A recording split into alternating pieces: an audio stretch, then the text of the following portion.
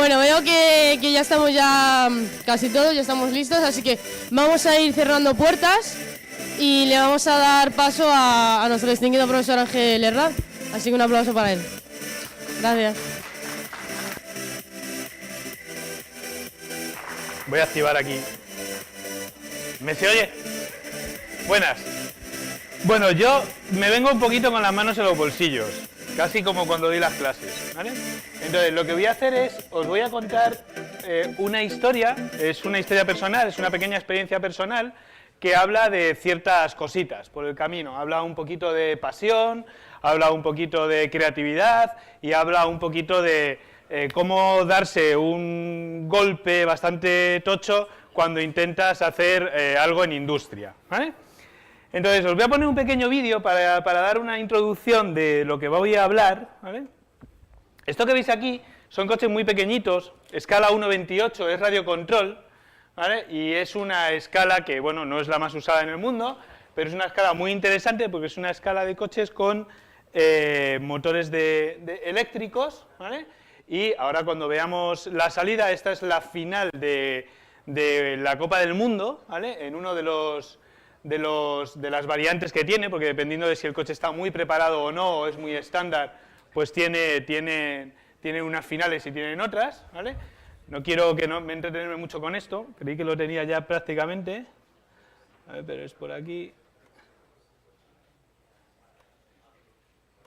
Lo paso. Queda todavía un poquito.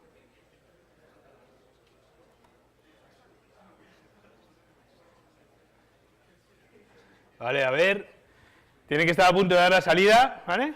Y ahora cuando lo veamos desde arriba vais a ver a qué velocidad van los coches, ¿vale? Van súper deprisa, de hecho es una escala muy pequeñita y los coches consiguen ir hasta como a 30 y tantos kilómetros por hora, ¿vale? Que eso es como bastante para esta escala. ¿Lo veis?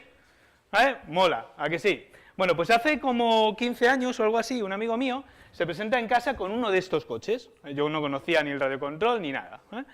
Y él, que es un tipo así como con mucho empuje, consiguió convencer a todo nuestro grupo, el grupo que estudió en esta universidad, un grupo como de 16 o 18 personas, para que todos se compraran un coche, ¿vale?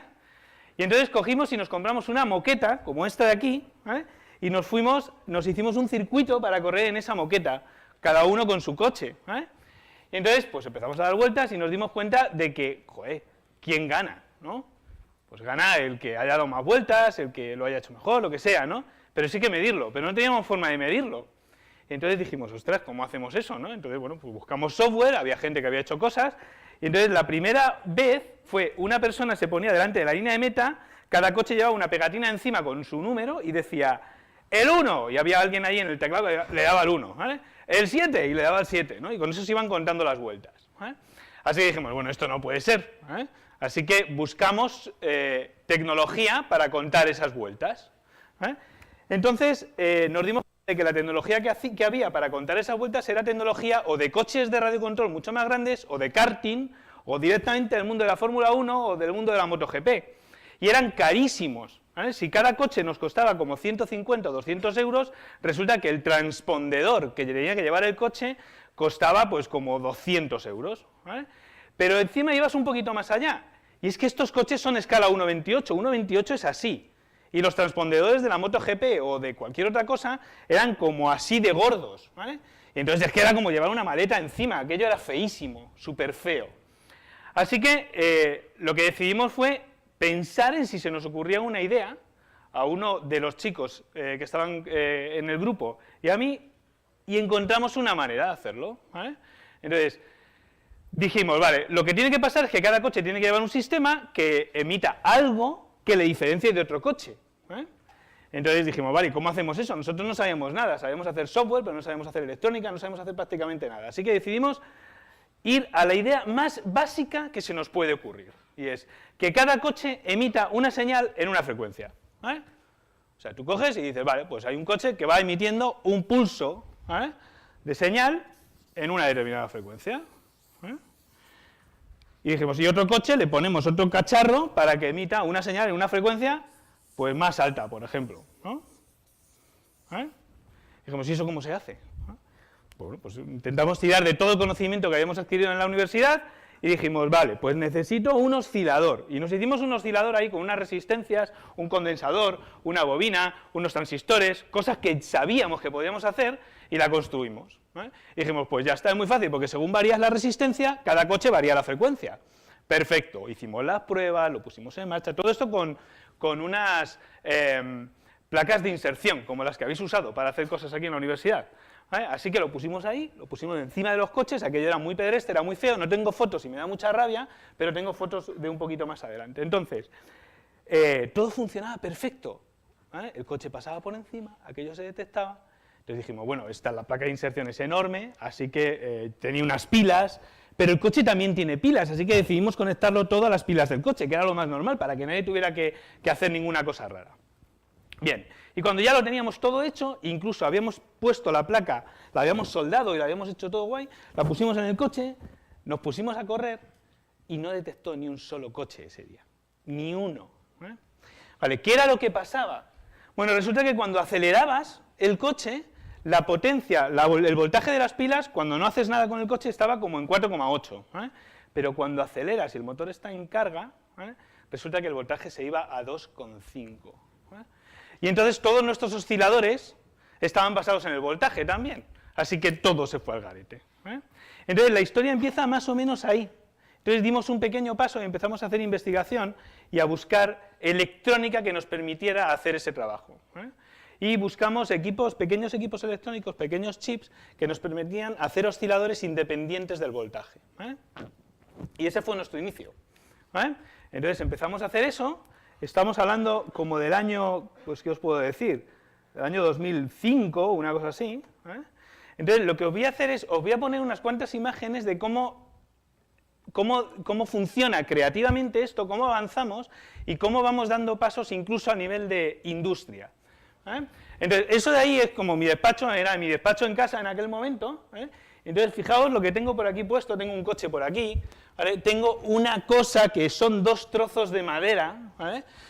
Un tubo que me lo compré en Ikea probablemente o no sé dónde, ¿vale? Ahí arriba hay electrónica, eso es una placa que está totalmente soldada, y ahí hay receptores de infrarrojo, cada coche emite la frecuencia en infrarrojo, ¿vale? Y los coches están por aquí soldadores y tal, ¿vale? Entonces esto es la parte como creativa, de alguna manera, estábamos haciendo un montón de trabajo ya, para intentar ver si sacábamos esto hacia adelante. Cuestiones muy interesantes, como no tenemos ni puñetera idea de nada, tiramos de todo lo que estaba a nuestro alcance. Eso es un puerto paralelo. ¿Sabéis lo que es un puerto paralelo? Era el puerto al que se conectaban antiguamente las impresoras. Y todo el mundo en la industria estaba usando puertos serie, y yo no sabía por qué usaban puertos serie. Nosotros, entonces intentamos usar puertos series, pero no podíamos usar puertos series porque lo que yo quería hacer era muestrear la frecuencia que se leía en el puente a toda la velocidad que podía para intentar leer todas estas cosas, todos estos pulsos, ¿vale? De hecho, solo por una curiosidad, os voy a contar que en un momento dado lo que hicimos fue emitir señales cuadradas, ¿vale? Hicimos esto. Cada coche llevaba una señal cuadrada, un pulso cuadrado, ¿vale? Porque era como más fácil luego de detectar. Entonces un coche, este es otro coche, cada uno llevaba su pulso. ¿Lo veis por allí? ¿Os imagináis más o menos pulsos cuadrados, ¿no? Cada coche emite en una frecuencia determinada. Entonces, el puerto paralelo, en contra del puerto serie, tenía una posibilidad que era, podías hacer sampling sobre el puerto.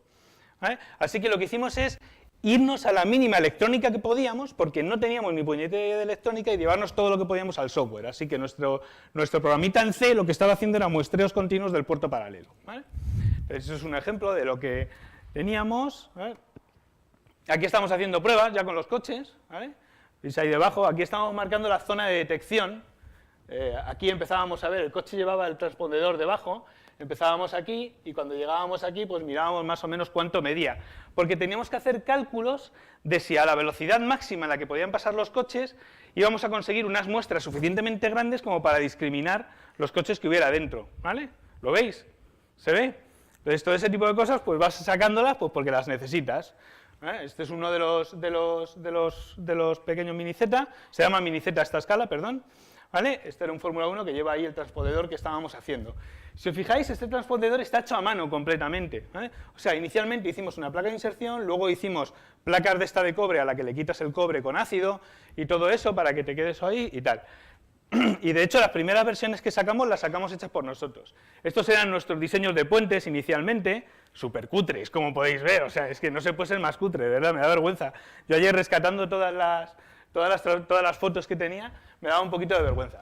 Y aquí tenemos el puerto paralelo que está conectado al conector que iba al puente, que ya habíamos decidido que íbamos a usar RJ45 para conectar al puente, para que el usuario final, porque ya en ese momento empezábamos a pensar que quizá la idea la podíamos llevar al mercado, pudiera llegar y hacer clic, enchufar al otro, poner en marcha el programa y que aquello funcionara, ¿vale? Entonces ya empiezas a trasladar partes de un problema inicial que consigues superar. Una vez que lo tienes superado, empiezas a pensar en que aquello se puede aplicar, y cuando se puede aplicar ya no basta con que tú sueldes los cables, porque se lo tienes que dar a gente que no tiene ni puñetera idea de soldar cables, ¿vale? Así que íbamos avanzando poquito a poco. Esto iba como muy despacio, porque tampoco teníamos mucho tiempo, cada uno tenía su trabajo. Estos son los detectores que hicimos inicialmente en los puentes, ¿vale? Más puentes, estos eran los coches. Voy a pasar las transparencias, las fotos estas, porque esto no me importa demasiado. Y esto sí que es un poquito más interesante, porque una de las cosas que teníamos que hacer era medir bien todo. Entonces lo que no vas a hacer es fabricar todo el cacharro y montarlo y tal. Entonces lo hacíamos en papel directamente, dibujábamos las pistas, las imprimíamos, las recortábamos en cartoncitos, los conectábamos. Esto está aquí como pegado con pegamento, ¿vale? O sea, una cosa es un conector que no va a ningún lado, solo queríamos saber si las longitudes de los cables funcionaban. Así que estábamos prototipando, ¿vale? Como muy a lo bestia, ¿vale? Como muy pedrestremente, de alguna forma. Fijaos que incluso aquí, por ejemplo, no hay nada de electrónica pegada, solamente queríamos saber que eso funcionaba, iba a funcionar conceptualmente, que eso de allí, por ejemplo, que es el conector del RJ45, no se iba a caer con el puente, ¿vale? Por debajo del cual pasaban los coches, cosas así, ¿vale? Entonces aquí ya empezábamos a tomar como medidas, ¿vale? Queríamos que las cosas cupieran en cajas pequeñas, que no fuera todo muy grande, todo trabajando en esa línea. Y empezamos a hacer cajeados, empezamos a buscar quién puede hacerme un cajeado, cómo se hace esto, cómo puedo meterlo. Fijaros el conector del USB, el mini, etcétera, un pequeño LED, porque no sabíamos si el cacharro funcionaba o no funcionaba, si estaba encendido o no estaba encendido. Las primeras cajas que hicimos no tenían nada de eso, ¿vale? Entonces, bueno, y este ya es una de las primeras versiones, ¿vale? Esta es una de las primeras versiones que hicimos, ¿vale? Bueno, ya es un pelín avanzada. Dejadme que os voy a contar la diferencia. Bueno, aquí haces investigación en conectores, etcétera, ¿vale? Entonces, fijaos, esta es la primera placa que hicimos, la primera que se usó, y esto lleva un oscilador, ¿vale? Perdón, esta lleva un oscilador, ¿vale? Esta de aquí lleva un oscilador.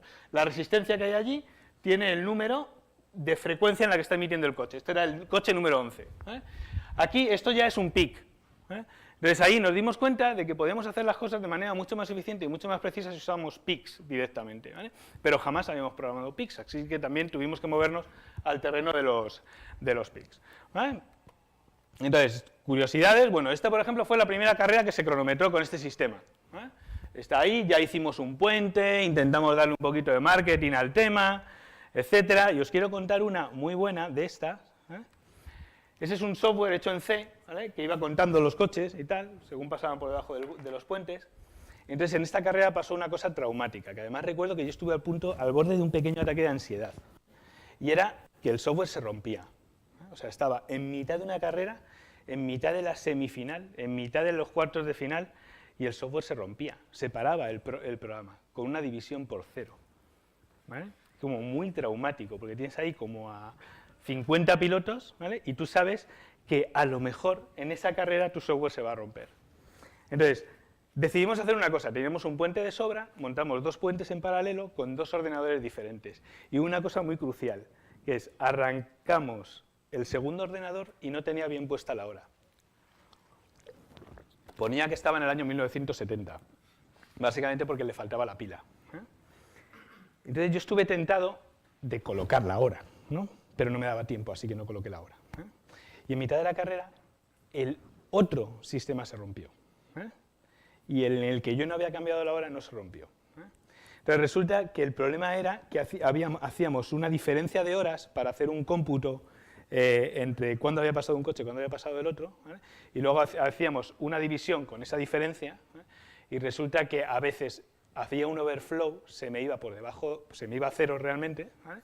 Y entonces me daba un error. Pero al no haber cambiado la hora no tuvimos ese problema en la carrera. Es una pequeña curiosidad, ¿no? Una historieta, ¿vale?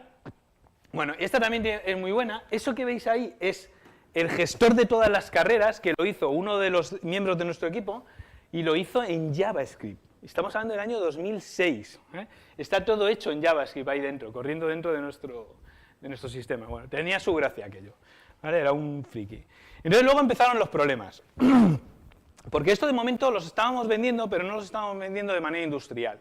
Entonces, esto que veis aquí era gente que se quejaba porque se calentaban los equipos. Así que tuvimos que hacer más investigación para saber por qué de vez en cuando los equipos empezaban a calentarse y acababan rompiéndose, ¿vale? Así que pues tienes que darle ahí un poquito más, etc. Bueno, estos son trabajo en esa línea. Entonces, una vez que superamos todas estas etapas, lo que hicimos fue entrar en contacto con una persona, porque yo ya vi que íbamos a ser completamente incapaces de sacar esto en venta, que no lo íbamos a poder vender nosotros, porque no teníamos capacidad para hacerlo, no teníamos ni conocimientos, ni preparación, ni nada para poder hacer ese trabajo, ¿vale? Así que nos apalancamos, ¿vale?, que es una idea bastante buena, en gente que sabe mucho más que tú del mercado en el que vas a querer vender una cosa, ¿vale? Es una persona, era un catalán, que tenía una pequeña empresa que vendía un montón de artículos para estos coches. Y entonces él nos ayudó con eso, ¿vale? Cogió y dijo, vale, yo os lo distribuyo y os lo vendo, ¿vale? Y esto que veis aquí es la primera venta que hicimos, ¿vale? Entonces esto es equipo que trajimos, ¿vale? Estas son placas que ya mandamos fabricar, ¿vale? Las mandamos fabricar a dos empresas aquí en Madrid, una ahí en el norte de Madrid y otra en Pinto, ¿vale?, que nos dio un muy buen resultado, ¿vale? Entonces te vas moviendo, vas buscando sitios, estas son las placas, las tienes que desmontar, las tienes que arreglar, las tienes que juntar, tienes que hacer soldaduras y tal, para poder finalmente prepararlas todas con sus cablecitos, meterlas en bolsas y poderlas enviar para poderlas vender, ¿vale? Entonces, esa persona estaba como muy entusiasmada y de hecho tuvo bastante éxito el sistema, y entonces empezamos a darle un poquito más de vueltas. Dijimos, vale, bueno, pues vamos a meterlas, vamos a guardarlas, en vez de guardarlas en bolsas súper cutres, ¿vale?, podemos hacer esto, ¿vale? O sea, en vez de hacer estas bolsas ahí como muy cutres, ¿vale?, que además esto es muy interesante porque lo que haces ahí es, como tú las metes en esas bolsas, la persona que las vende no las va a vender en esas bolsas. La persona que las va a vender las va a coger y las va a meter en unas bolsas suyas y va a poner su marca, no va a poner la tuya, ¿vale?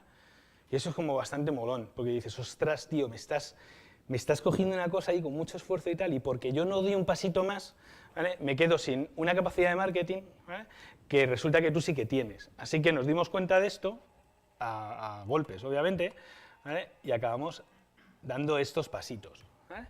Entonces partimos de enviarlo todo en bolsas de plástico supercutres a enviarlo todo en retractilados ya como mucho más bonitos, ¿vale?, mucho más vendibles directamente, con nuestra marca, etcétera, ¿vale?, diciendo que lo habíamos hecho nosotros y todo esto. Esta idea, todo esto que veis aquí, acabó vendiéndose, conseguimos vender como 5.000 unidades en Japón, ¿vale?, lo cual tiene su gracia, porque acabas vendiendo en Japón, que es un sitio donde hacen electrónica que te cagas, ¿vale?, un equipo de 4 o 5 personas, ¿vale?, aquí en Madrid, fabricando las placas en Pinto, ¿vale?, que tiene más gracia todavía, ¿vale?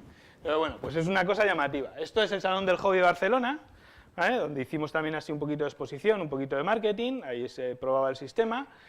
Este es el dueño de PN Racing, que es una de las empresas más grandes que llevan en este mercado, y esta persona que veis aquí es la persona que estaba moviéndonos a nosotros el producto, Daniel Rubio, ¿vale?, y aquí se ve cómo presentábamos el producto, etcétera, etcétera, ¿vale? Entonces, bueno, como curiosidades, cosas que quería comentaros, ¿vale? Lo que hicimos después de esto, ¿vale?, fue intentar buscar ayuda para saber cómo puedes dinamizar una empresa, ¿vale?, o cómo puedes coger una idea que te ha costado tanto tiempo o tanto esfuerzo, a la que le has puesto tanta pasión, cómo la puedes llevar realmente a mercado, ¿vale? Entonces lo que hicimos fue, yo me inscribí en el concurso de empresas de aquí de UPM, en Actúa UPM, no sé si lo conocéis. Bueno, en Actúa UPM yo creo que quedamos los cuartos y nos dieron un curso que fue súper interesante. El único problema es que ese curso ya llegaba un pelín tarde para nosotros, ¿vale?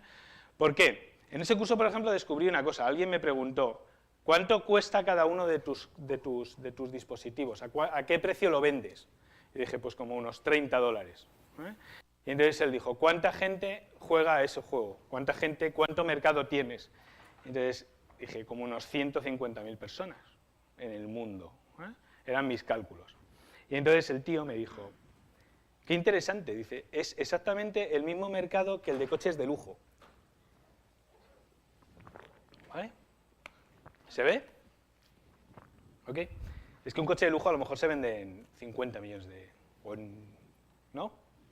O en 2 millones, o en 3 millones, en lo que sea. ¿Vale? Bueno, entonces es bastante interesante porque tienes que medir mucho antes. La verdad es que cometimos un montón de errores bastante tontos. Luego, finalmente, la empresa se cerró, ¿vale? Y se cerró por discrepancias con mis propios socios. ¿Vale? Entonces, ¿cuál había sido el criterio de elegir esos socios? ¿Vale? Bueno, pues el criterio de elegir esos socios había sido que eran mis amigos, ¿vale? Que los conocía. Y además, encima, entre los criterios que había elegido era que todos éramos técnicos, porque yo lo que necesitaba era cierta capacidad técnica. ¿Vale? En aquel momento solo necesitaba alguien que pudiera hacerme los circuitos, alguien que pudiera hacerme una determinada parte del software, etcétera, etcétera. ¿Vale? Así que, bueno, pues eso es casi garantía de que las cosas no van a terminar de ir bien si no tienes en tu equipo gente que tiene que tener otras capacidades, además de las tecnológicas que tengamos aquí, por ejemplo. ¿Vale? Bueno, una curiosidad, solo por terminarla, ¿vale? Y ya pasamos a las preguntas. Veis que cuando lo más interesante de todo era que había gente que estaba intentando hacer lo mismo que nosotros y que todos tenían el mismo problema. Yo no entendía, porque la primera idea que había pasado por nuestra cabeza era lo más difícil de nuestro trabajo es que cuando dos coches pasan por debajo a la vez, tienes que ser capaz de distinguirlos. Entonces, la mayor parte de las soluciones, que eran un poco más baratas que las iniciales que habíamos visto, no distinguían dos coches pasando por debajo a la vez. ¿Vale? Lo cual era como decir, bueno, pues eso no vale para nada, ¿no? O sea, lo más normal es que en algún momento dos coches pasen por debajo a la vez del puente. ¿Vale? Así que, ¿cómo resolvéis ese problema? ¿Qué pasa si cogéis una señal de onda cuadrada, así? Bueno, esta vez la voy a pintar verde. Esta es la de un coche. Voy a intentar hacerlo a la misma distancia. Y por debajo del puente pasan dos coches, esta vez, por ejemplo, voy a hacer que no coincidan del todo.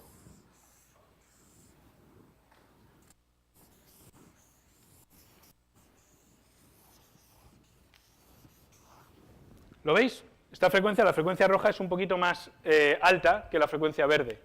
Entonces, ¿cómo vais a poder distinguir que hay un coche verde y un coche rojo ahí dentro? ¿Alguien lo sabe? ¿Qué técnica usaríais para hacerlo? Bueno, pues lo digo, lo comento. Eso se resuelve con una transformada de Fourier. ¿Vale? Yo curiosamente no lo sabía. ¿Vale? Y de hecho lo que implementamos nosotros internamente, ¿vale?, era calculábamos las distancias entre los pulsos. ¿Vale? De aquí a aquí, de aquí a aquí, de aquí a aquí, de aquí a aquí, de aquí a aquí. Del primero a todos, del segundo a los que están por delante, del tercero a los que están por delante, del cuarto a los que están por delante. Y hacíamos un histograma, ¿vale?, para saber las frecuencias que había ahí. Y resulta que ahí aparecían la roja y la verde como los puntos más altos, y por lo tanto era más o menos fácil de distinguir qué coche era el que estaba debajo. ¿Vale?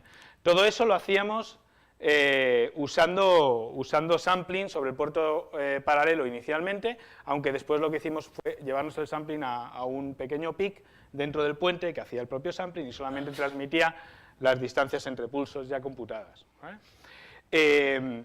Y una última curiosidad. Nuestro primer programa para emitir pulsos desde cada coche, al principio usábamos un oscilador, como os he dicho, pero finalmente usamos un PIC. Entonces el PIC lo que hacía era un bucle, desde i igual a 1 hasta NF, donde NF es el iterador hasta la frecuencia del coche que querías en ese momento, ¿vale? Y cuando terminabas el bucle emitías el pulso. Sacabas una señal a uno de los dispositivos de fuera y decías, emite un pulso, y durante 3 o 4 milisegundos emitías un pulso, ¿eh? Y volvías a hacer el bucle. Entonces nos dimos cuenta de que esos bucles a veces eran un poquillo difícil de ajustar a la frecuencia que nosotros queríamos que cada coche tuviera. Así que lo que hicimos finalmente fue hacer un programa que fabricaba los programas que corrían en los PICs. Y resulta que el programa que corría en el PIC al final era un nop, nop, nop, nop, nop, nop, nop, nop, nop, tantas veces como necesitaras, luego emitía el pulso y luego hacía un go-to para hacer nops otra vez. ¿Vale? O sea que es una cosa como muy artesanal, pero que funcionaba perfectamente. En ese momento funcionó muchísimo mejor. Termino ya con un par de cosas que quería enseñaros. ¿Vale?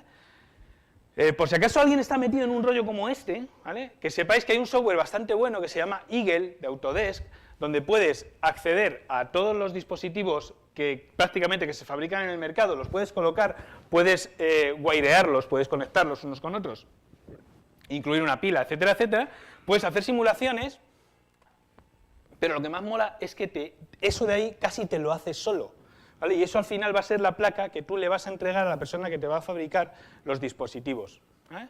Entonces, una vez que ya tienes eso de ahí, que bueno, él intenta enrutar correctamente estas cosas, a veces funciona, a veces no funciona, a veces tienes que hacer tus cosas a mano, ¿vale? Entonces esta es la versión, una de las primeras versiones que hicimos, ¿vale? Fijaos, para que veáis un poquillo el árbol de directorios que llevaba sin explorar años y años, ¿vale? Os voy a contar, ese es el directorio donde están aquí pone productos y proyectos, ¿vale? Entonces en productos tenemos el GiroZ TX 2.1, que era la versión 2.1, que fue la última que se fabricó, ¿vale? Pero justo antes de eso teníamos en marcha la versión 3.0, ¿vale? La voy a poner por aquí. Bueno, está todavía esto corriendo, sonando. Voy a quitarlo. Bien. La versión esta no la que quería enseñaros, perdonadme, os voy a enseñar esta de aquí. No, ya la he cagado. Aquí, para arriba. Era esta. Esta la hicimos, fue la última versión que hicimos, para unos coches que eran todavía más pequeños que esos. Y eso, lo que veis en rojo y lo que veis en azul, ¿vale?, son las dos caras. Estábamos intentando reducir todavía más el tamaño de la placa, haciendo que el cableado fuera por las dos caras, ¿vale? El hilo de cobre acabase yendo por las dos caras de la esta, ¿vale? Y ahí fue donde lo dejamos, justo eso. Estaba eso construido, estaba construido también la parte del USB que hacía todo el sampling, etcétera, etcétera. Y bueno, pues quería compartir esto. El otro día me dijeron, ¿te vienes a una Lightning Talk y tal y nos cuentas algo? Digo, bueno, pues os puedo contar una cosa que hice hace un montón de tiempo, ¿eh?, que se quedó ahí, donde cometimos un montón de errores y a lo mejor, pues entre lo que hay aquí podéis ver y los errores que yo cometí, pues a lo mejor a alguien que esté por aquí haciendo algo le ayuda, ¿vale? Y eso es todo lo que quería contar, ¿vale? Muy bien.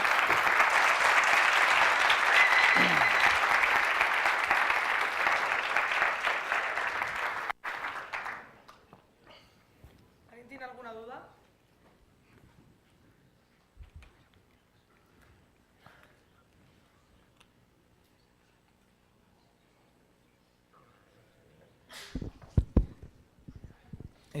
Hola, buenas. Lo primero, gracias por la charla. Y tenía una duda, ¿qué pasó al final con el cacharrito, con el chip, con todo?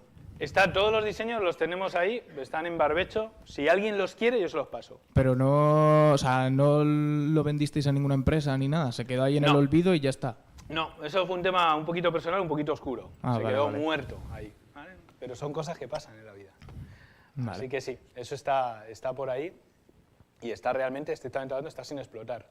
También es verdad que el mercado en el que estábamos es un mercado muy de guerra de guerrillas. Son empresas muy pequeñitas que se pegan mucho, que tienen muy poquito margen y que, bueno, pues puede ser que te merezca la pena entrar, pero no vas a tener nunca un gran negocio. Entonces, finalmente, pues también abandonamos un poco por eso, porque vimos que, bueno, pues habíamos jugado, habíamos aprendido, habíamos hecho cosas, pero no veíamos que aquello pudiera darnos un modo alternativo de vida o alguna cosa parecida. Así que se abandonó por eso, principalmente. Vale. Muchas gracias.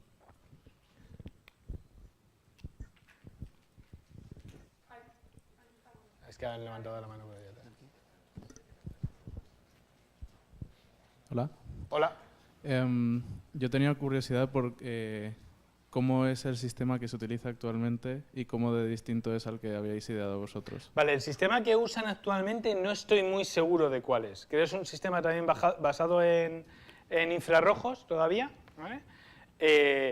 Yo no creo que estén usando una tecnología tan artesanal como la que estábamos usando nosotros, ¿vale? Probablemente están usando componentes que ya vienen hechos o alguna cosa así, y es posible que alguien haya trabajado lo suficiente como para distinguir que dos frecuencias se están mezclando en el mismo sitio. Pero no sé muy bien en qué estado está todo ese trabajo ahora mismo, ¿vale? No te puedo ayudar mucho. Y aquí tenemos otra pregunta.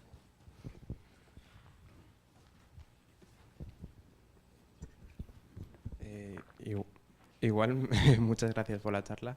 No sé si mi pregunta será un poco tonta, pero el tema de desarrollo de hardware que hicisteis en esa empresa, Sí.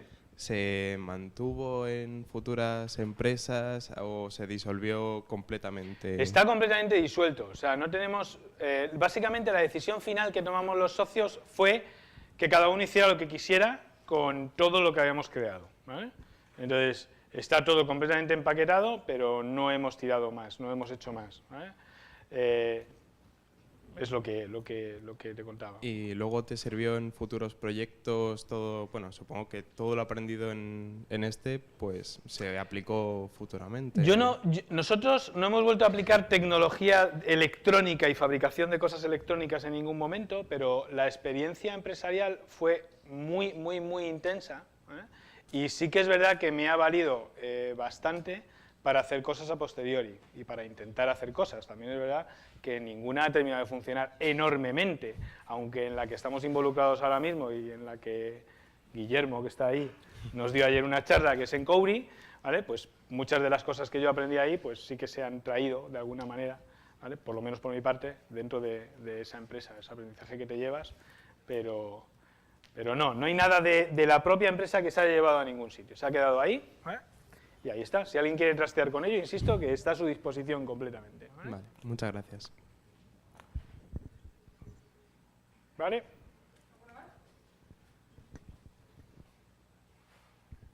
Hola. Hola. Gracias por la charla, igualmente. Bien. Y que tenía una pregunta y es, ¿realmente salía rentable lo que hacíais? O sea, ¿sacabais suficiente beneficio como para haber podido continuar con el proyecto? A ver, te puedo dar datos, porque ya no me importa a esas alturas, hace un montón de tiempo.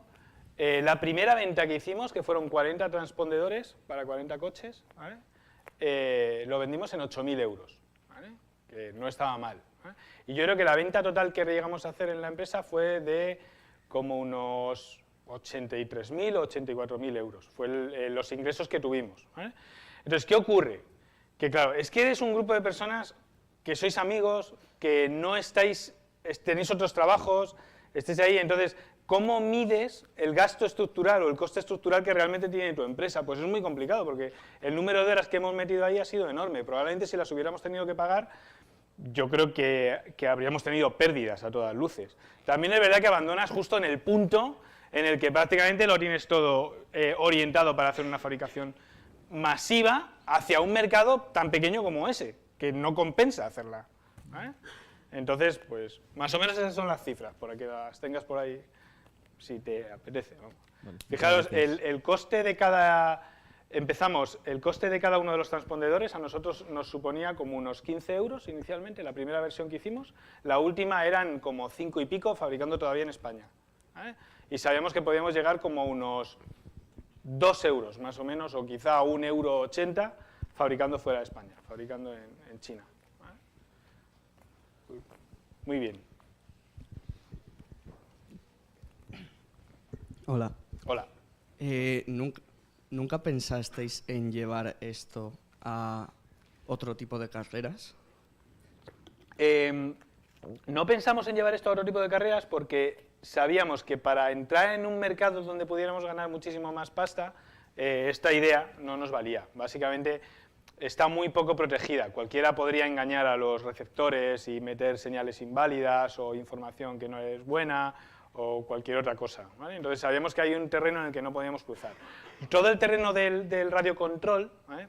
Sí que podríamos haber explorado la posibilidad de llevarlo a escalas un poquito más grandes de radiocontrol, donde la gente en lugar de gastarse 200 euros en un coche, pues a lo mejor se gasta 4.000 o 5.000 euros. ¿Vale? Entonces ahí sí que puedes colocar un transpondedor que sea un poco más caro, pero también es verdad que el límite de precio ya lo marcaban antes con unos 200 o 300 euros. Entonces en nuestros cálculos no pensábamos que pudiéramos ganar muchísimo más dinero. Aún así, esa no fue la decisión para cerrar la empresa, ¿eh? Insisto en que la decisión fue como un poquito personal, ¿vale? Un poquito de refriegas entre nosotros, y entonces un poco feo. Pero bueno, son cosas que pasan, o sea, yo creo que eso también siempre hay que estar, digamos, preparado para que eso ocurra. De hecho, es uno de los principales aprendizajes en el resto de cosas que he intentado hacer, ¿vale? Y es que, bueno, que sabes que tienes que estar preparado para que pasen cosas con tus socios, porque van a pasar, irremediablemente, ¿vale?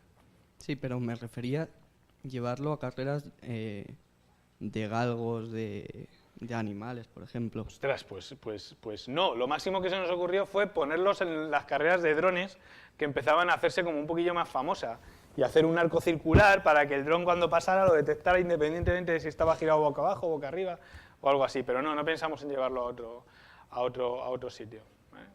No le dimos muchas más vueltas. Todo esto os sucedió más o menos como en unos 2 años, para que tengáis un rango de sucesos, de alguna forma. ¿Vale? Bien. Tengo una pregunta de YouTube. Me preguntan si habéis pensado en poner eso en open source. Pues no lo he, o sea, a ver, lo he barajado, ¿vale? Y de hecho existe la posibilidad de hacerlo. Yo creo que si casi es más una cuestión de que alguien empuje para que eso pase y que alguien se atreva a rescatar todo ese mogollón de información que es ahora mismo es una estructura un poquito informe, ¿vale? Y que me da mucha pereza, o sea, es que me da mucha pereza estructurarla, sacarla, colocarla, documentarla, aunque hay unas partes que sí que está documentada, pero el todo no está documentado. Pero insisto, si hay alguien de los que estáis escuchando, de los que estáis en la sala, o incluso, como tú dices, en YouTube, ahora mismo viéndolo, y le apetece tirar de ahí, yo insisto en que está todo abierto, lo dejo abierto, lo comunico, doy las piezas y que alguien tire a partir de ahí, ¿vale? Es un poquito difícil arrancar de ahí, pero bueno, seguro que a alguien le puede apetecer, ¿vale? Gracias.